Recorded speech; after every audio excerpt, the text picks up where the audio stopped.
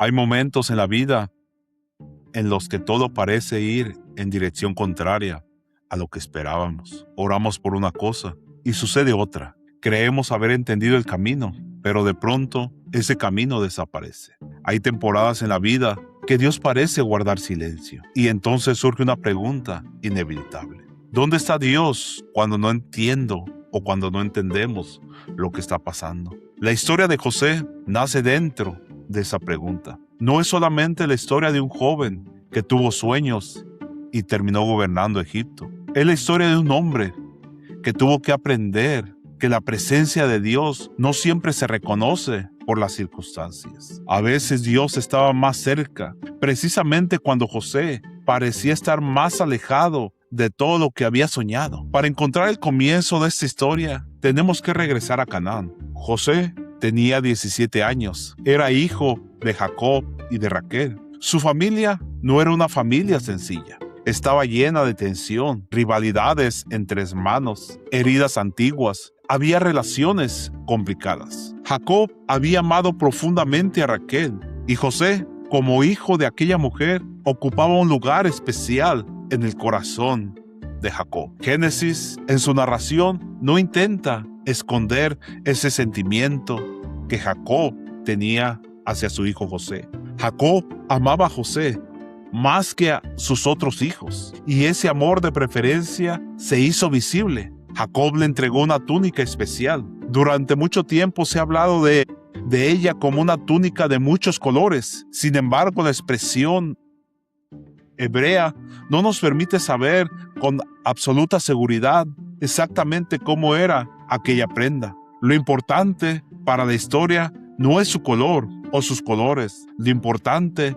es lo que representaba. Representaba distinción, representaba preferencia, tenía el favor de su padre. José llevaba sobre su cuerpo una señal visible de aquello que sus hermanos ya sabían. Su padre lo trataba de manera diferente y comenzaron a odiarlo. Génesis dice algo todavía más fuerte. No podían hablarle pacíficamente. La tensión ya estaba presente cuando José comenzó a soñar. En uno de aquellos sueños, José y sus hermanos estaban en el campo recogiendo trigo. Cada uno preparaba su manojo. Entonces el manojo de José se levantó mientras los manojos de sus hermanos se colocaban alrededor y se inclinaban delante del suyo. José contó el sueño y sus hermanos entendieron inmediatamente lo que parecía implicar.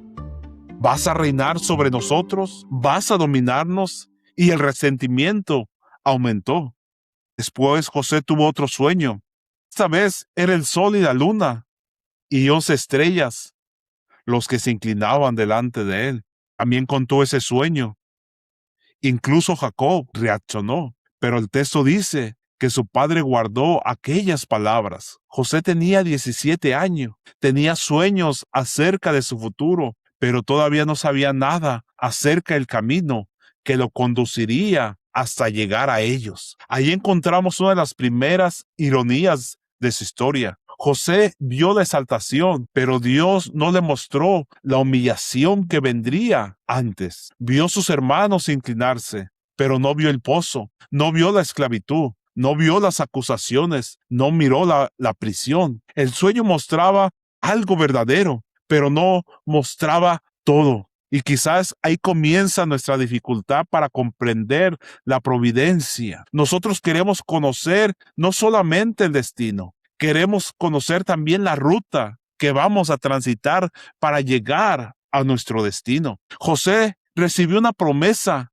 en forma de sueño, pero tuvo que caminar sin mapa para llegar hasta esa promesa. Tiempo después, sus hermanos llevaron los rebaños lejos de la casa. Jacob llamó a José, quería saber cómo estaban, así que lo envió a buscarlos. José salió, llegó primero a Siquem, no los encontró. Mientras caminaba por el campo, un hombre lo vio perdido y le preguntó, ¿qué buscas? José respondió, busco a mis hermanos. El hombre le explicó que los había escuchado decir que se dirigían hacia Dotán. José continuó su camino. A primera vista, aquella conversación parecía insignificante, un desconocido, un campo, una indicación. Pero si ese hombre no hubiera estado allí, quizás José habría regresado a casa. En cambio, siguió caminando en busca de sus hermanos.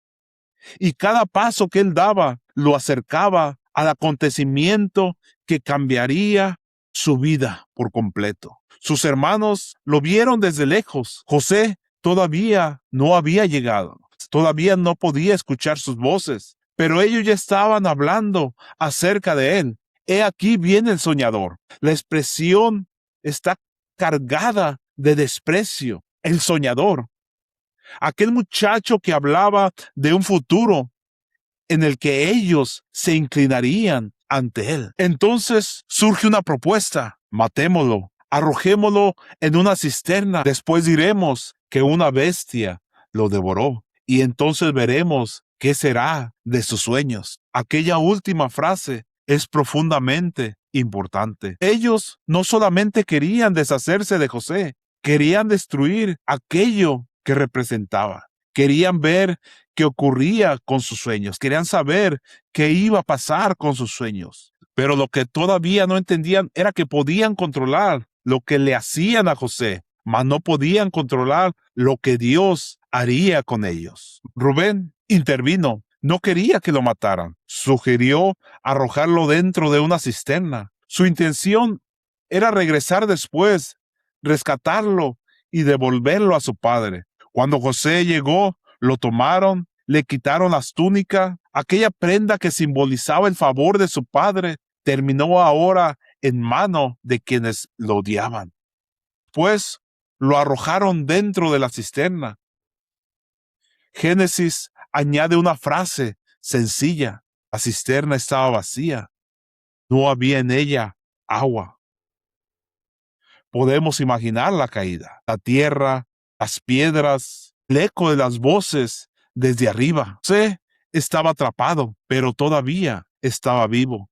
No sabemos todo lo que dijo. Sin embargo, años más tarde, sus hermanos recordarían aquella escena, recordarían su angustia, recordarían que le rogó. José suplicó y ellos no escucharon la súplica de su hermano. Entonces hicieron algo que muestra hasta dónde había llegado la dureza de sus corazones. Se sentaron a comer mientras José pedía ayuda desde el pozo. Mientras José clamaba, sus hermanos comían. Mientras estaba allí, levantaron los ojos. A la distancia apareció una caravana, hombres viajeros hacia Egipto. Transportaban productos aromáticos, bálsamos, mirra, mercancías que podían circular a través de todas las rutas comerciales que conectaban Canaán con otras regiones del antiguo cercano oriente.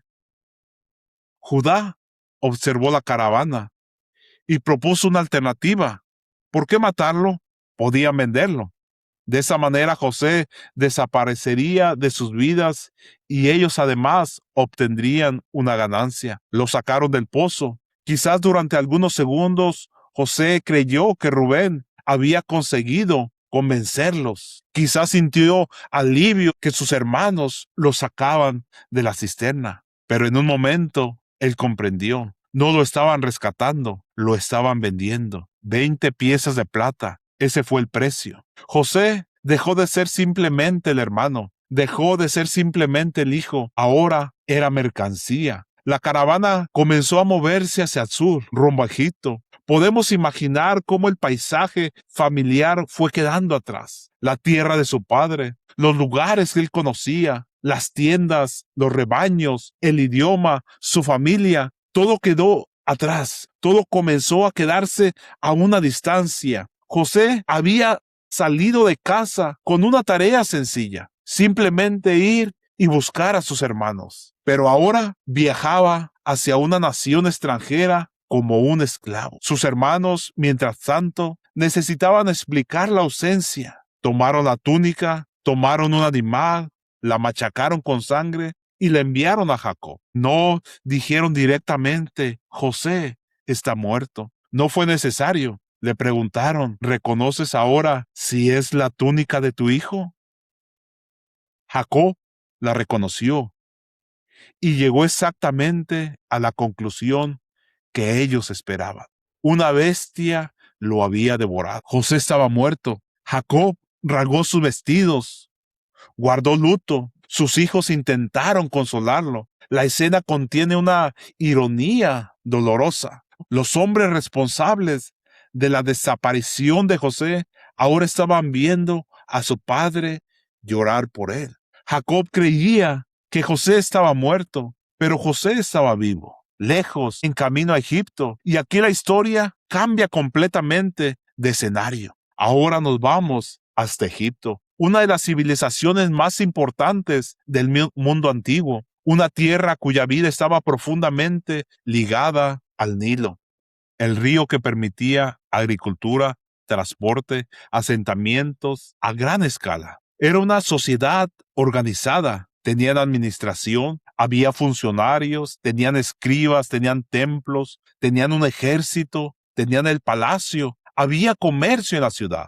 Para José, aquello debió representar un mundo completamente distinto a lo que él estaba acostumbrado. Llegó como un extranjero, llegó como un esclavo, fue comprado por Potifar. Génesis lo identifica como un oficial de Faraón y capitán de la guardia. José pasó de vivir bajo la protección de Jacob a vivir bajo la autoridad de un funcionario de Egipto. Podría parecer que los sueños habían terminado, que sus sueños habían llegado a su fin. Pero exactamente aquí, donde Génesis introduce una frase que se convertirá en una especie de hilo invisible a lo largo de esta parte de la historia. Jehová estaba con José. Quizás nos pudiéramos preguntar, ¿dónde? ¿En Egipto? ¿Como esclavo? ¿Sin su padre? ¿Sin su familia? ¿Sin su libertad? ¿Sin conocer, sin saber cómo terminaría la historia? La presencia de Dios estaba con él en Egipto. No evitó que llegara a Egipto, pero la presencia de Dios estaba con él en Egipto. Esa diferencia es esencial. José comenzó a prosperar dentro de la casa de Potifar. Su amo observó que podía confiar en él. Le entregó responsabilidades y después más responsabilidades hasta que José quedó encargado prácticamente de todo que Potifar poseía. José había perdido muchas cosas, perdió muchas cosas, pero no perdió la capacidad para servir. Y quizás aquí comenzaba una preparación que él todavía no podía identificar. Administrar una casa, manejar recursos, supervisar responsabilidades, tomar decisiones. Años después, esa capacidad sería necesaria en una escala mucho mayor. Pero primero vendría otra caída. Génesis dice que José era de buen parecer. La esposa de Potifar comenzó a desearlo. Le hizo una propuesta directa. José se negó. Su respuesta revela el corazón de su fidelidad. Él reconoce la confianza de Potifar. Él sabía que la confianza que Potifar había depositado en sus manos no podía ser defraudada. Pero finalmente dice, ¿cómo haría yo este grande mal? Y pecaría contra Dios. Para José, aquello no era solamente una cuestión de consecuencias, era una cuestión de fidelidad. La mujer insistió día tras día. José seguía rechazándola hasta que llegó un día en el que ella lo tomó por su ropa. José salió huyendo, dejó la prenda en sus manos y salió. Otra prenda, otra mentira. Otra vez la ropa de José sería utilizada para contar una historia falsa acerca de él. Recordémonos sobre la túnica de José. Fue despojado de su túnica para contar una mentira. Ahora la esposa de Potifar le quita una prenda para contar otra mentira. La mujer acusó a José. Potifar escuchó. José terminó en prisión. Y aquí la historia se vuelve profundamente desagradable. José había hecho lo correcto. José había tomado la decisión de no involucrarse, de no fallarle a Dios. Obedeció. Sin embargo, fue encarcelado. Él resistió resistió la tentación, pero fue acusado. Fue y perdió su posición. Podemos ver que no siempre la obediencia produce resultados inmediatos que podemos reconocer como recompensa por obedecer. A veces la fidelidad cuesta, y la historia de José no intenta ocultar nada. Podemos imaginarlo entrando en aquella prisión. Quizás pensaba que los sueños de su juventud hasta allí habían llegado. Quizás preguntándose qué quedaba de esos sueños. Primero fue al pozo, después a la esclavitud, ahora en la prisión. Cada una de las etapas parecía alejarlo más del futuro que él había visto. Pero Génesis vuelve a repetirlo. Jehová estaba con José. La frase aparece precisamente cuando más fácil sería pensar lo contrario. Dios estaba con él. La prisión no era evidencia del abandono de Dios. Con el tiempo, José comenzó otra vez a recibir responsabilidades. El encargado de la cárcel confió en él. Otra vez José administraba. Otra vez vemos a José sirviendo. Otra vez prosperaba dentro de las circunstancias que él no había escogido, que por alguna otra razón lo habían llevado a ese lugar, pero él seguía prosperando. Entonces llegaron dos hombres. Uno era el jefe de los coperos de Faraón, el otro era el jefe de los panaderos. Ambos habían caído en desgracia. Ambos fueron enviados a prisión. Una noche tuvieron sueños. A la mañana siguiente, José notó que estaban preocupados. Les preguntó qué les ocurría. Y ellos explicaron que habían soñado y que no tenían quien interpretara su sueño. José respondió, ¿no son de Dios las interpretaciones? Entonces escuchó, interpretó el primer sueño del copero. En 3 días serás restaurado a su puesto. José hizo una petición. Cuando regreses delante del faraón, acuérdate de mí, acuérdate de mí. José explicó que había sido llevado injustamente desde su tierra y que tampoco había hecho nada para merecer esa prisión. El panadero también contó su sueño. Su interpretación sería diferente. 3 días después, ambos sueños se cumplirían exactamente. El copero fue restaurado, el panadero murió. José ahora tenía una razón para esperar. En algún momento, el copero hablaría. En algún momento, llegaría alguien. En algún momento, la puerta de la prisión se abriría para él. Pero el capítulo termina con una de las frases más tristes de la historia. El jefe de los coperos no se acordó de José, sino que se le olvidó. Así termina el capítulo, olvidado. El copero volvió a su trabajo, volvió al palacio, volvió a su vida. José se quedó atrás. Pasaron 2 años. Es fácil leer estas palabras en segundo, 2 años. Pero José tuvo que vivirlo día por día. 2 años. 2 años despertando en la misma prisión. 2 años preguntándose quizá si aquel hombre se recordara. 2 años sin explicaciones. Entonces una noche, el hombre más poderoso de Egipto tuvo un sueño. Faraón se encontraba junto al Nilo. Del río salieron 7 vacas gordas y hermosas. Después aparecieron 7 vacas delgadas, extremadamente flacas. Las vacas flacas devoraron a las gordas. Faraón despertó, volvió a dormir. Soñó otra vez, 7 espigas hermosas y llenas crecían. Después apareció 7 espigas débiles y quemadas. Las espigas débiles devoraron a las buenas. Faraón despertó perturbado. En el mundo antiguo, los sueños podían entenderse como un mensaje cargado de significado. Por eso Faraón llamó a sus especialistas. Quería entender, quería saber su significado, pero nadie pudo darle una interpretación satisfactoria. Y entonces, pero solo entonces, el copero recordó, 2 años tarde, pero recordó, hoy me acuerdo de mis faltas.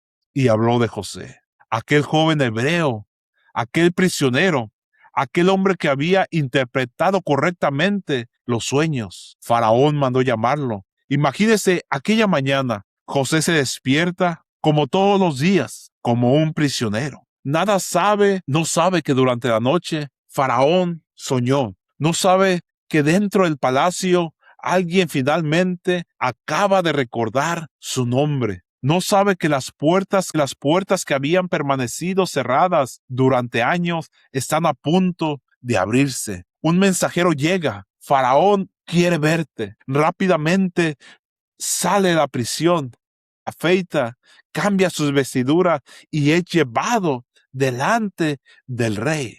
El contraste debió ser impresionante. De la prisión al palacio, del olvido a la presencia de Faraón. Faraón le dice que ha escuchado que puede interpretar sueños. José responde, no está en mí, Dios dará la respuesta. Hay madurez en aquella frase. José no utiliza el momento para construir su propia reputación. Reconoce a Dios. Faraón cuenta sus sueños. José escucha. Después explica. Ambos sueños comunican un mismo mensaje. Vendrán 7 años de abundancia. Después vendrán 7 años de hambre. La escasez será tan profunda que hará olvidar los años buenos. Pero José no solamente interpreta el problema, también propone una estrategia. Durante los años de abundancia, Egipto debe almacenar alimento, debe prepararse, debe administrar cuidadosamente la prosperidad antes de que llegue la crisis. Faraón escucha, sus oficiales escuchan y todos ellos llegan a una conclusión. ¿Dónde podrían encontrar a alguien como José? Un hombre con sabiduría para enfrentar lo que viene. Entonces ocurre algo que José no habría podido imaginar años antes. Faraón lo coloca sobre Egipto, le entrega su anillo, lo viste con ropas finas, le da autoridad. El muchacho vendido por 20 piezas de plata ahora ministra los recursos de una nación, la nación más poderosa de aquella región. José tenía 30 años. Han pasado aproximadamente 13 años después de que salió de casa buscando a sus hermanos. 13 años en el pozo, la esclavitud, la casa de Potifar, las falsas acusaciones, la prisión, el olvido. Y sin embargo, la historia todavía no ha llegado a su verdadero clímax. Llegan los años de abundancia. José se prepara, almacena grano, organiza, administra. Egipto se prepara. Durante esos años, José también formó una familia. Tiene 2 hijos. Al primero le llama Manasés, al segundo Efraín. Sus nombres revelan algo de su mundo interior. José reconoce que Dios lo ha sostenido. Reconoce también que Egipto sigue siendo la tierra de su aflicción. José puede prosperar sin negar que sufrió. El éxito no borra las heridas, siguen presentes. A pesar de sus logros, lo que pasó sigue presente en su vida. Después llegan los años de hambre. La tierra deja de producir como antes. La crisis se extiende por toda la región. No solamente afectó a Egipto, sino que también llegó hasta Canaán, donde vivía Jacob. Allí viven los hermanos de José. Jacob escucha que en Egipto hay alimentos. Entonces envía a sus hijos. 10 hombres salen rumbo a Egipto. Benjamín permanece con su padre. Los hermanos llegan ante el gobernador responsable de los alimentos y se inclina. José lo reconoce, pero ellos no le reconocen a él. El tiempo ha pasado. José ahora viste como un egipcio, no como un esclavo. Ocupa una posición de autoridad. Probablemente habla por medio de intérpretes. Los hermanos no tienen ninguna razón para imaginar que aquel funcionario sea el muchacho que vendieron décadas atrás. Pero José sí sabe quiénes son ellos. Y Génesis dice que recordó sus sueños. Aquella imagen que parecía imposible cuando estaba dentro del pozo, ahora estaba delante de sus ojos. Sus hermanos estaban inclinados ante él, exactamente como había visto. Pero José no se revela inmediatamente, los pone a prueba. Quiere saber quiénes son ahora, quiere saber qué ha sucedido con su familia. Ellos mencionan a su padre, mencionan a Benjamín y dicen algo acerca del otro hermano. Uno ya no existe. José escucha a sus propios hermanos hablar de él como si estuviera muerto. Exige que traigan a Benjamín. Simeón queda detenido. Los demás regresan a Canaán, pero el hambre no desaparece. Con el tiempo necesitan volver. Jacob no quiere enviar a Benjamín, ya ha perdido a José. No soportaría perder también al otro hijo de Raquel. Entonces Judá habla. Judá, el mismo hombre que años atrás había propuesto vender a José, ahora promete hacerse responsable por Benjamín. Jacob finalmente acepta. Los hermanos regresan a Egipto. José ve a Benjamín, su hermano, el hijo menor de Raquel. Pregunta si aquel es el hermano del que hablaron. Y las emociones comienzan a vencerlo. Se necesita apartarse con un lugar y llora. Después lava su rostro, reza, continúa interpretando el papel de gobernador. Pero todavía necesita saber algo. ¿Han cambiado? ¿Serían capaces de abandonar a Benjamín como lo abandonaron a él? José prepara una prueba. Ordena colocar su copa dentro del saco de Benjamín. Los hermanos salen. Después son alcanzados. La copa aparece. La sentencia es sencilla. Benjamín debe quedarse como esclavo.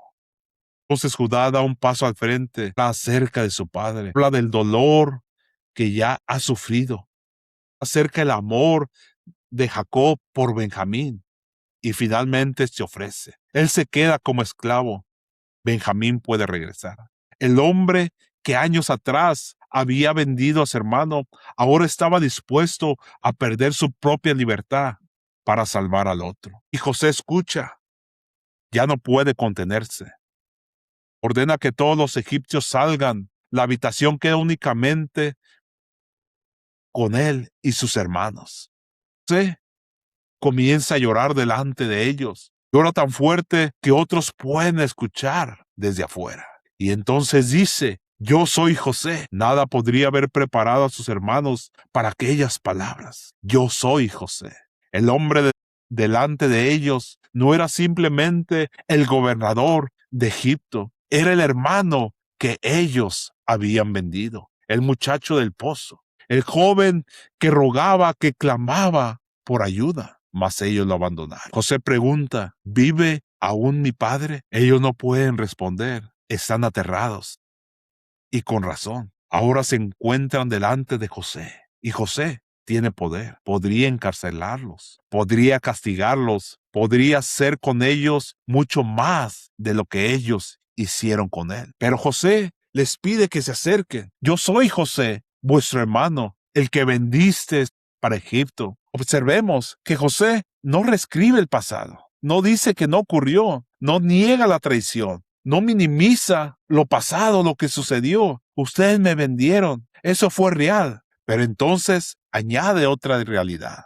Dios me envió delante de vosotros para preservación de vida. Dos intenciones operaron dentro de la misma historia. Los hermanos actuaron con maldad. Dios actuó providencialmente. José no dice que Dios aprobó el pecado de sus hermanos. Dice que aquel pecado no logró frustrar el propósito de Dios en su vida. Ellos querían eliminar a José.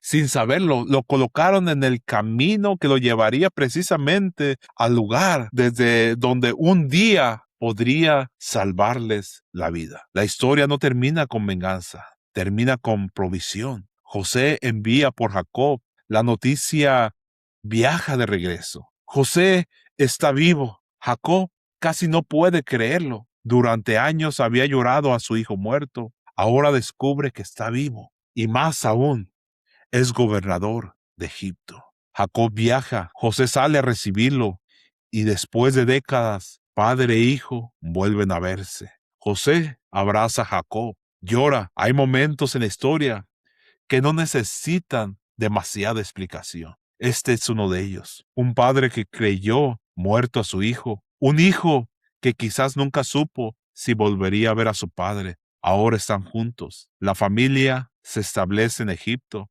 Pasan años. Jacob envejece. Finalmente muere.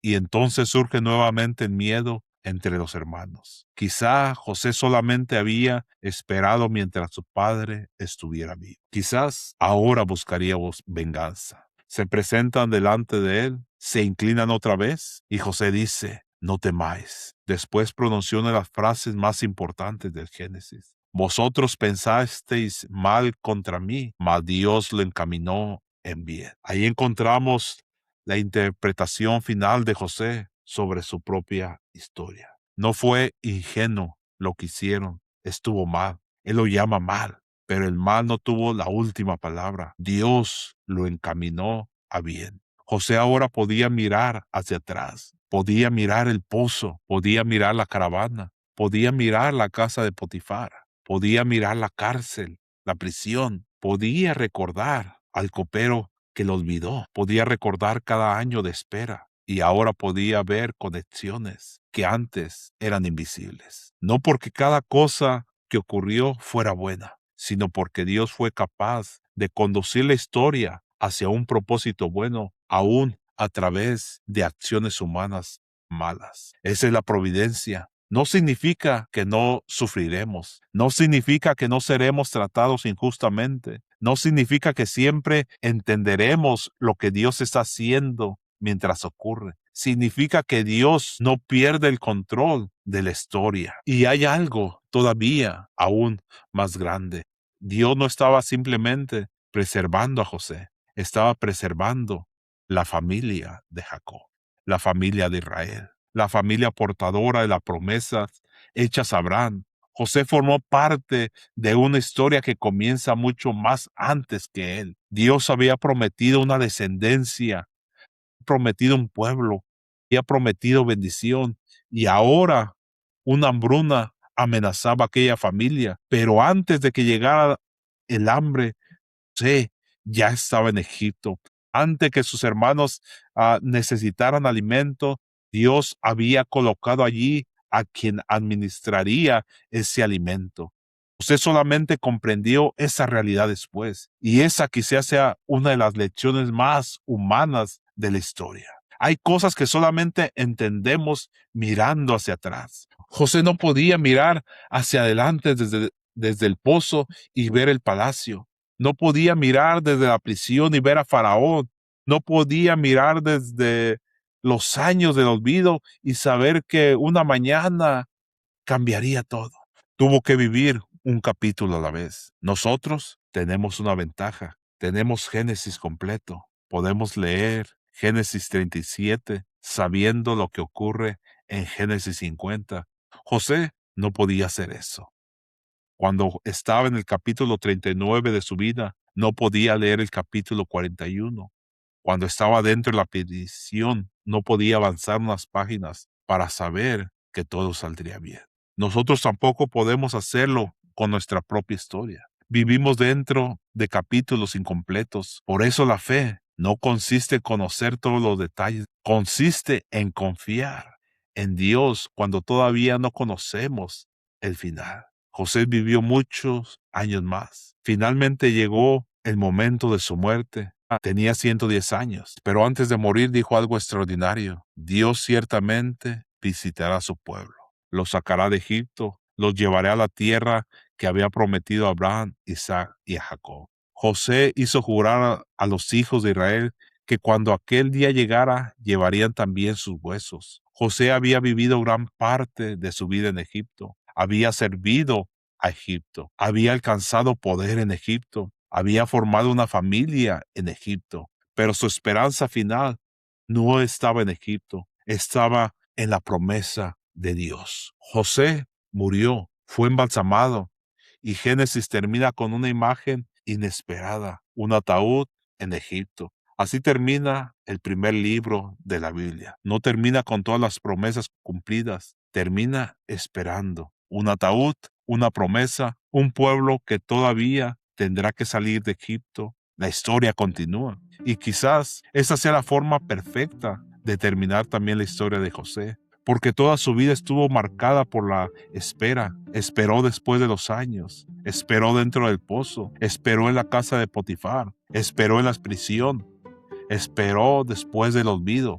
Y al final, su vida todavía esperaba el cumplimiento de una promesa mayor. José aprendió que Dios no necesita mostrarnos toda la historia para seguir siendo fiel. Cuando José estaba dentro del pozo, Dios estaba allí. Cuando caminó hacia Egipto como esclavo, Dios estaba allí. Cuando fue acusado injustamente, Dios estaba allí. Cuando la puerta de la prisión parecía no abrirse, Dios estaba allí. Cuando el copero lo olvidó, Dios no lo había olvidado. Y cuando finalmente José pudo mirar hacia atrás, comprendió algo que no habría podido comprender cuando tenía 17 años. Sus hermanos habían escrito un capítulo, Potifar había escrito otro, la esposa de Potifar había escrito otro, el copero parecía haber escrito otro, Faraón también participó en la historia, pero ninguno de ellos tenía la última palabra. Por encima de las decisiones humanas,